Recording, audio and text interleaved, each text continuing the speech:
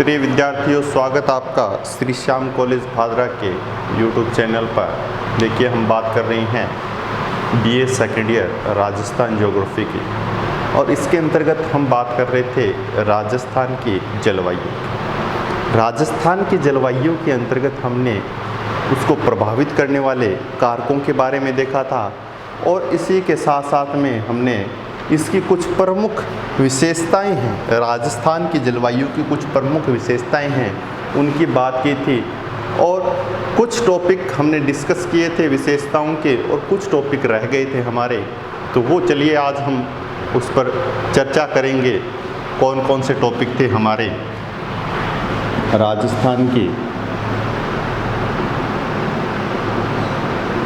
जलवायु।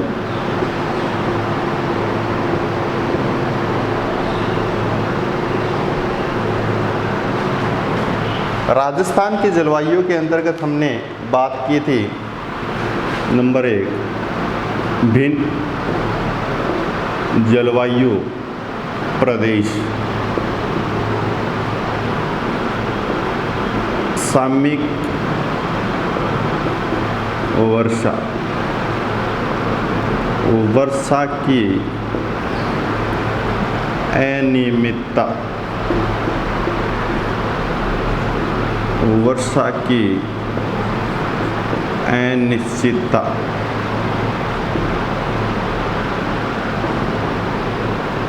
वर्षा की असमानता, और उसके बाद में हमने डिस्कस की थी अपर्याप्त वर्षा। ये हमने कुछ टॉपिक थे जो डिस्कस किए थे, वर्षा की अनियमितता, अनिश्चितता, असमानता। हाँ, देखिए, ये जो 3 चीज़ें थी, कई स्टूडेंट्स क्या कि सर ये समझ में नहीं आया, एक बार फिर से बता देना कि ये 3 सिस्टम में क्या है, अनियमितता, अनिश्चितता, असमानता। जैसा कि मैंने बताया था, वर्षा की अनियमितता, अनिश्चितता और असमानता, तीनों का जो अर्थ है वो अलग अलग है। सबसे पहले हम अनियमितता के बारे में देखेंगे। अनियमितता क्या थी? अनियमितता थी कि मध्य जून से वर्षा प्रारंभ हो रही है, लेकिन कई बार क्या होता है, वर्षा प्रारंभ मध्य जून से नहीं होती है बल्कि जुलाई से होती है। सर्वाधिक वर्षा जुलाई में होनी थी, वो अगस्त में हो रही है, और अगस्त वाली वर्षा कहाँ हो रही है? सितंबर में हो रही है। तो कोई पर्टिकुलर फिक्स नहीं है, यहाँ पर कोई नियमित सिस्टम नहीं है कि जून में आती हैं, लेकिन एक सामान्य आधार है हमारा कि इस समय को हम वर्षा ऋतु के रूप में जानते हैं। लेकिन कई बार क्या हो जाता है, डिस्टर्बेंस हो जाता है, अनियमितता उत्पन्न हो जाती है, जिसके कारण वो वर्षा या तो शीघ्र उत्पन्न हो जाती हैं या कुछ समय बाद। तो ये जो है ये अनियमितता है। अनिश्चितता का मतलब ये है कि ज़रूरी नहीं है कि वर्ष में वर्षा कन्फर्म होगी, कोई ज़रूरी नहीं। कई बार क्या हो जाता है, सूखा पड़ जाता है, अकाल आ जाता है, और कई बार क्या हो जाता है, वर्षा ज़्यादा भी हो जाती है। तो ये कोई निश्चित नहीं है कि इतनी ही वर्षा होगी, इसी समय में वर्षा होगी, प्रत्येक वर्ष में वर्षा होगी, ये कोई कन्फर्म नहीं है, कोई ज़रूरी नहीं है। कई बार क्या हो जाता है, सूखा पड़ जाता है, अकाल उत्पन्न हो जाता है। असमानता का मतलब ये है कि प्रत्येक क्षेत्र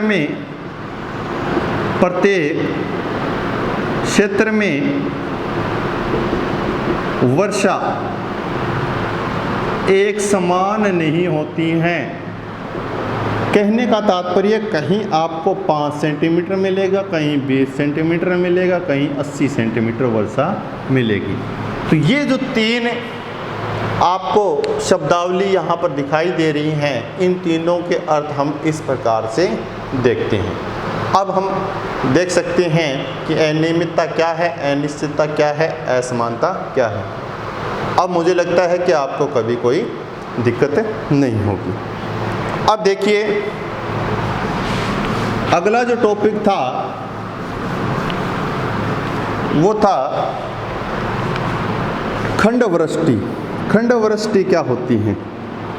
खंडवृष्टि का मतलब है कि कई बार क्या होता है, ये पर्टिकुलर एरिया है कोई, इस एरिया में इस प्रकार से छोटे छोटे भाग विभाजित हैं।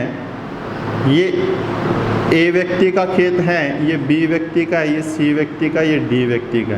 तो क्या होता है, वर्षा होती है, ए व्यक्ति का जो खेत है वहाँ हो गई, लेकिन बी व्यक्ति वाले खेत में वर्षा इस क्षेत्र में हुई है, ये क्षेत्र क्या रह गया, स्पेस रह गया।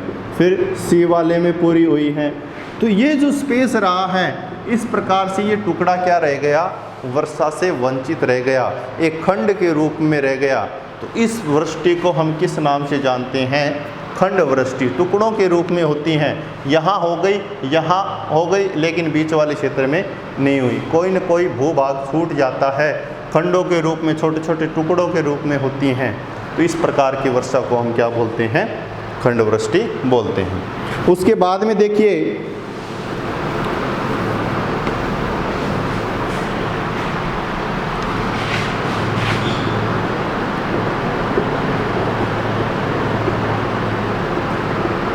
अतिवृष्टि। अतिवृष्टि का मतलब ये है कि वर्षा बहुत ज़्यादा होती है, किसी पर्टिकुलर स्थान पर क्या होती है, वर्षा बहुत ज़्यादा होती है। जैसे हम बात करते हैं झालावाड़ की, झालावाड़ माउंट आबू का क्षेत्र है, वहाँ पर वर्षा क्या होती है, अधिक होती है। और अतिवृष्टि के कारण एक समस्या उत्पन्न होती है, वो समस्या क्या है, वो है बाढ़ की समस्या। ये जो बाढ़ उत्पन्न होती हैं ये किसके कारण होती हैं? अतिवृष्टि के कारण होती हैं, या जल का बहाव क्या हो, अत्यधिक तेज़ हो, उसके कारण क्या आती हैं, बाढ़ आती हैं। तो अतिवृष्टि के कारण हमेशा क्या आपको दिखाई देगी, बाढ़ दिखाई देगी। एक होती है अनावृष्टि। अनावृष्टि का मतलब है वर्षा बहुत कम होती है या होती भी नहीं है, न के बराबर वर्षा होती है। तो ऐसी स्थिति में एक प्राकृतिक आपदा घटित होती है।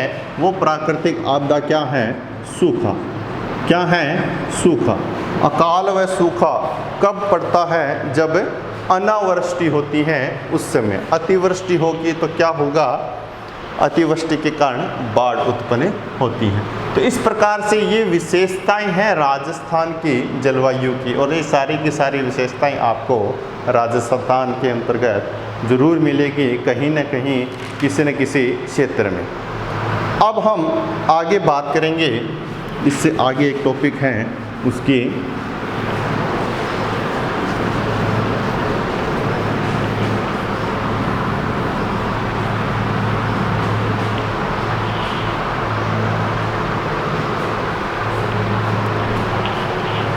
अब देखिए राजस्थान की जो जलवायु है उसका हम अध्ययन करेंगे, और उसका अध्ययन करेंगे, ये जो विभिन्न जलवायु विभिन्नताएं आपको दिखाई दे रही हैं इसी के अकॉर्डिंग हम देखेंगे।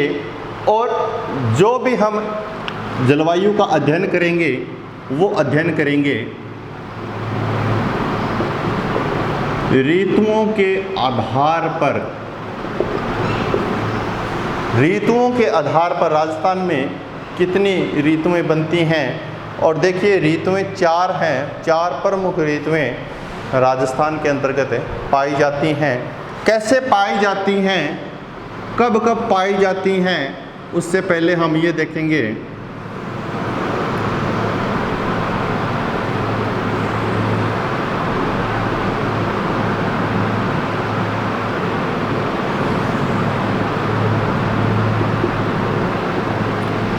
जीरो डिग्री विषुवत रेखा, या हम कह सकते हैं भूमध्य रेखा। 23.5 डिग्री एन उत्तरी अक्षांश क्या है? कर्क रेखा। 23.5 डिग्री दक्षिणी अक्षांश क्या है? मकर रेखा। हम 3 रेखाओं की बात कर रहे हैं। अब इन 3 रेखाओं पर सूर्य का प्रकाश सीधा कब दिखाई देता है उसकी हम चर्चा करेंगे। देखिए सूर्य का प्रकाश सीधा यहाँ पर दिखाई दे रहा है, और कब दिखाई दे रहा है? 21 मार्च को। ठीक है, यहाँ से सूर्य का प्रकाश ये इस ओर जाता है 23.5 डिग्री उत्तरी अक्षांश कर्क रेखा पर। ये कब उत्पन्न होता है? बिल्कुल सीधा प्रकाश कर्क रेखा पर 21 जून को। कब है? 21 जून को। अब ये प्रकाश वापस विषुवत रेखा पर आपको दिखाई देगा। कब देगा? 23 सितंबर को। कब दिखाई देगा? 23 सितंबर को। और फिर ये नीचे की ओर जाएगा, मकर रेखा पर आपको दिखाई देगा 22 दिसंबर को। और फिर ये ऊपर की ओर जाएगा, कब पहुंच जाएगा? 21 मार्च की ओर। तो ये आपको एक रोटेशन दिखाई दे रहा है पूरे विश्व के अंतर्गत। हम ये कहते हैं कि सूर्य 21 मार्च और 23 सितंबर को विषुवत रेखा पर होता है, 21 जून को कर्क रेखा पर होता है, 22 दिसंबर को मकर रेखा पर होता है। ये बिल्कुल फिक्स डाटा हैं आपके। लेकिन इस समय होता क्या है, क्या परिस्थितियां उत्पन्न होती हैं? देखिए, 21 जून को सूर्य कर्क रेखा पर होता है, तो इस समय उत्तरी गोलार्ध की बात करते हैं हम, 0 से ऊपर 90 डिग्री तक, यहाँ बात कर रहे हैं ये उत्तरी गोलार्ध। तो इसके अंतर्गत क्या होती है? ग्रीष्म ऋतु उत्पन्न होती हैं। कब होती हैं? 21 जून के समय, मार्च से लेकर 21 जून के मध्य। ठीक है, उसके बाद में अगली एक ऋतु आ जाती है 22 दिसंबर को। ठीक है, 22 दिसंबर को, ये 21 मार्च से 21 जून की बात की हमने, ये क्या हो गई आपकी? ग्रीष्म ऋतु। सिर्फ उत्तरी गोलार्ध की बात कर रहा हूँ मैं। क्या इफेक्ट पड़ेगा उत्तरी गोलार्ध में इस समय? 21 जून से 23 सितंबर के बीच में वर्षा ऋतु क्या होती है? वर्षा ऋतु। 23 सितंबर से 22 दिसंबर के मध्य शरद ऋतु। कौन सी होती है? शरद। और 22 दिसंबर से 21 मार्च तक क्या होती हैं? शीत ऋतु होती है। कौन सी होती हैं? शीत ऋतु होती हैं। तो इस प्रकार से हमें 4 ऋतुएं स्पष्ट हो रही हैं। सिर्फ उत्तरी गोलार्ध में है कि भी 21 मार्च, 21 जून, 23 सितंबर और 22 दिसंबर, ये जो पूरे वर्ष का डिफरेंस है, इस डिफरेंस में यहाँ क्या प्रभाव पड़ेगा, यहाँ उसी समय क्या होगी? यहाँ ग्रीष्म ऋतु, ये वर्षा, ये शरद और ये शीत। अब मैं बात करूँ 22 दिसंबर को दक्षिणी गोलार्ध में क्या होगा? तो दक्षिणी गोलार्ध में क्या होगा? ग्रीष्म ऋतु होगी। दक्षिणी गोलार्ध में पूछा है तो क्या होगी? 22 दिसंबर को ग्रीष्म ऋतु होगी। क्यों? क्योंकि सूर्य का प्रकाश मकर रेखा पर बिल्कुल सीधा चमक रहा है, और वहाँ चमक रहा है तो इसका मतलब तापमान क्या है? अधिक है। और अधिक है तो हम सिर्फ और बात किसकी कर रहे हैं? इसी भूभाग की बात कर रहे हैं। लेकिन इसी भूभाग की बात करेंगे तो यहाँ पर ग्रीष्म ऋतु होगी।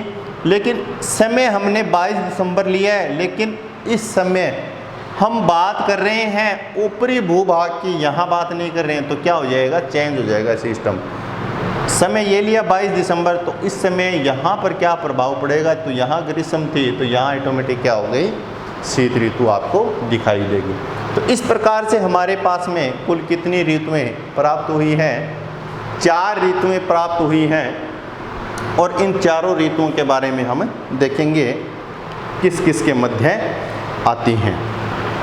देखिए, राजस्थान की बात करते हैं हम 4 ऋतुओं की। ग्रीष्म ऋतु, फिर वर्षा ऋतु, फिर शरद ऋतु, फिर शीत ऋतु। ये 4 ऋतुएं हमें प्राप्त हुई हैं। और राजस्थान के अंतर्गत इनका समय क्या रहता है, समय बिल्कुल इक्वल ही रहता है, लेकिन अलग अलग पर्टिकुलर भूभाग में क्या हो जाता है, कुछ समय का परिवर्तन आपको दिखाई देने लगता है। मार्च से मध्य जून तक राजस्थान में क्या रहती हैं, ग्रीष्म ऋतु रहती है मार्च से मध्य जून तक। मध्य जून से सितंबर कौन सी ऋतु रहती हैं, वर्षा ऋतु रहती हैं। फिर सितंबर अक्टूबर की बात करेंगे, यहाँ से हम बात कर रहे हैं, सितंबर कह सकते हो आप, अक्टूबर कह सकते हो, से दिसंबर तक की बात करते हैं तो क्या रहती है, सर्द ऋतु। फिर हम बात कर रहे हैं दिसंबर से आगे मार्च तक क्या रहती हैं, शीत ऋतु। तो ये जो अवधि आपको बता रखी हैं, ये अवधि मैंने यहाँ पर लिखी है, ये अवधि आपको अच्छी तरीके से याद होनी चाहिए। ये अवधि याद होगी तो ये ऋतुएं आपको आसानी से याद हो जाएगी। अब हम डिस्कस करने जा रहे हैं ग्रीष्म ऋतु के बारे में।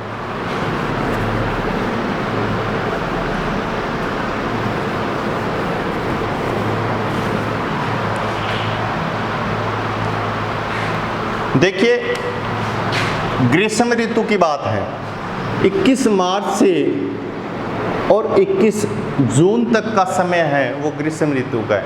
और इस समय देखिए उत्तरी गोलार्ध में धीरे धीरे क्या होगा, धीरे धीरे तापमान बढ़ने लगेगा। क्या होने लगेगा, धीरे धीरे 21 मार्च से 21 जून तक का समय आएगा तो धीरे धीरे क्या होगा, तापमान बढ़ने लगेगा। और 21 मार्च को सूर्य कहाँ है, विषुवत रेखा पर है, और ये यहाँ विषुवत रेखा से कहाँ जा रहा है, कर्क पर जा रहा है। इस कारण क्या है, ये सीधा प्रकाश जैसे जैसे जाएगा तापमान में क्या होगी, तीव्र वृद्धि होने लगेगी। तीव्र वृद्धि के कारण क्या होगा, फसलें पकने लगती हैं। फसलें उस समय क्या होगी, पकने लगेगी। वनस्पति व घास क्या होगा, सूखने लगेगा। अब हम राजस्थान की दृष्टि से बात करते हैं तो उस समय क्या होता है कि जो बीकानेर, चूरू, जैसलमेर ये जो क्षेत्र है, यहाँ पर तापमान कहाँ तक पहुँच जाता है, लगभग 40 डिग्री के आसपास। और उसके बाद में जून की बात करेंगे, लगभग 50 डिग्री तक 48 पहुँच जाता है बीकानेर, चूरू, जैसलमेर, बाड़मेर इन क्षेत्रों। तो ये ग्रीष्म ऋतु के अंतर्गत आपको तीव्र गति से तापमान बढ़ता हुआ नजर आया है। और लंबवत 21 जून को सूर्य कहाँ लंबवत रहेगा, कहाँ लंबवत रहेगा, यहाँ कर्क रेखा पर। कर्क रेखा पर लंबवत रहेगा तो तापमान तीव्र गति से बढ़ेगा। और तापमान बढ़ने के कारण क्या होगा, यहाँ पर राजस्थान के अंतर्गत पश्चिमी क्षेत्र में, राजस्थान की बात करें हम, ये जो पश्चिमी क्षेत्र है इस क्षेत्र में तीव्र गति से हवाएं चलने लगती हैं। जैसे ही तापमान धीरे धीरे ग्रोथ करेगा, ग्रोथ करते समय यहाँ पर इस पश्चिमी क्षेत्र में हवाएं तीव्र गति से चलने लगती हैं। और ये हवाएं क्या होती हैं, तापमान बढ़ने के कारण चली हैं तो बिल्कुल क्या होगी, गर्म व शुष्क, नमी की मात्रा इनमें नहीं होती हैं। ये गर्म व शुष्क हवाएं तीव्र गति से चलती हैं। इनको स्थानीय भाषा में क्या कहते हैं, इनको स्थानीय भाषा में लू कहते हैं। और ये लू हवाएं कब चलती हैं, ग्रीष्म ऋतु के अंतर्गत चलती हैं। देखिए, तापमान की अधिकता होती है, तापमान की अधिकता होती है इस क्षेत्र में हाई टेम्परेचर। हमेशा याद रखना, अगर तापमान क्या होगा, तापमान अधिक होता है तो हवाएं, हाई टेम्परेचर लिख रहा हूँ यहाँ, तो हवाएं कैसी रहेगी, गर्म हवाएं होगी। और गर्म हवा हमेशा क्या होती हैं, हल्की होती हैं। और हल्की हवाएं क्या करेगी, ऊपर की ओर उठेगी। कहाँ उठेगी, ऊपर की ओर उठेगी। ये प्रक्रिया होती है जहाँ पर तापमान अधिक होता है वहाँ पर गर्म वायु होती है, और गर्म वायु हमेशा क्या होती हैं, हल्की होती हैं, और हल्की होने के कारण क्या होगी, ऊपर की ओर उठेगी। ये हवाएं जैसे ऊपर की ओर उठेगी तो इनका जो स्वरूप है वो कैसा दिखाई देगा, संवहनीय धाराओं के रूप में दिखाई देगा। जो हवाएं नीचे से ऊपर के क्रम में चलती हैं उनको हम संवहनीय धाराओं के नाम से जानते हैं, और इन्हीं संवहनीय धाराओं की उत्पत्ति के कारण क्या होता है, वायु भंवर उत्पन्न होती हैं। क्या होती हैं, वायु भंवर उत्पन्न होती हैं। कैसे होती हैं, ये इस प्रकार से ऊपर की ओर। आपको अच्छी तरीके से पता है राजस्थान में इनको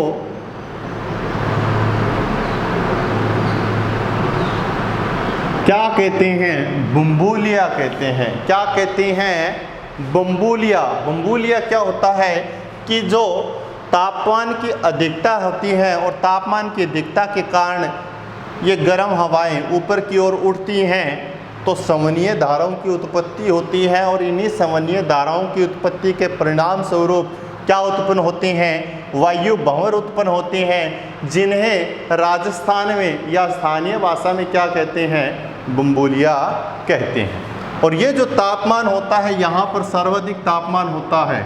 अब देखिए वायु गर्म थी, तापमान अधिक था, वायु गर्म थी, हल्की थी और ऊपर की ओर उठ गई तो नीचे के धरातल पर दाब कैसा लगेगा, दाब ज़्यादा लगेगा क्या, नहीं लगेगा, बल्कि क्या लगेगा, कम लगेगा। तो यहाँ पर जितना ज़्यादा तापमान होगा उतना ही प्रेशर कैसा रहेगा, लो प्रेशर रहेगा। यहाँ पर निम्न दाब स्थापित हो जाता है। इस क्षेत्र में क्या हो जाता है, निम्न दाब स्थापित हो जाता है। और एक बात याद रखना कि हवाएं हमेशा कैसे चलेगी, उच्च दाब से निम्न दाब की ओर, मतलब हाई प्रेशर से लो प्रेशर की ओर। तो ये जो लो प्रेशर यहाँ पर सर्वाधिक दिखाई दे रहा है राजस्थान के पश्चिमी क्षेत्र में, ये क्या करता है, ये पूरे भारतवर्ष का मानसून आकर्षित करता है। क्या करता है, पूरे भारतवर्ष की जितनी भी वर्षा होती है वो वर्षा इस क्षेत्र में क्यों आती हैं, क्योंकि यहाँ पर लो प्रेशर होता है। ये हवाओं को अपनी ओर आकर्षित करता है। जैसे जैसे हवाएं आती हैं उनके साथ नमी की मात्रा होती है, वो नमी की मात्रा किस में परिवर्तित होती चली जाती हैं, वर्षा के रूप में। इसलिए पूरे जो भारत की बात करेंगे तो उसके अंतर्गत जो वर्षा होती है वो वर्षा का कारण क्या है कि यहाँ पर लो प्रेशर उत्पन्न होता है, जिससे हवाएं इसकी ओर आकर्षित होती हैं और ये वर्षा कराने में क्या होता है, सहायक होता है। तो देखिए आज के लिए हम इतना ही अध्ययन करेंगे, बाकी हम चर्चा करेंगे नेक्स्ट वीडियो में। Thank you very much. जय हिंद, जय भारत।